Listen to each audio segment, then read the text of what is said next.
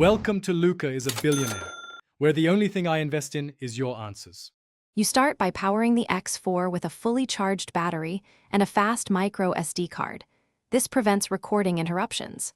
Once done, pair the camera to the Insta360 app over Bluetooth and Wi-Fi so firmware updates and camera settings sync. Make sure flow state stabilization is enabled in the shooting menu to maintain smooth footage. Insert the card, lock the lens cap, and set resolution and frame rate based on your scene, higher bitrate for action, lower for battery life. You now choose the capture mode, 360 for immersive, 180 for VR, or single lens for conventional shots. Select resolution and FPS to balance clarity and storage.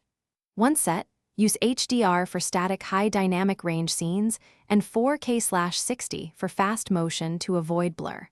Mount on a short pole or tripod, start recording and watch the app preview for framing corrections. If the camera heats up or battery drops fast, pause and swap accessories. Continuous monitoring preserves footage quality. You finish by transferring files. Use Quick Transfer in the app for convenience, or remove the SD card for faster, higher bandwidth copying to your editor. Once on your computer, import into Insta360 Studio to apply automatic stabilization and reframing. Export if you want round-trip editing in Premiere or Final Cut. Make sure to color grade and check exposure after stabilization. If something goes wrong, reboot the camera. Reformat the micro SD and retry one file before batch processing to isolate issues. Thanks for watching and please subscribe. It's the best investment you'll ever make.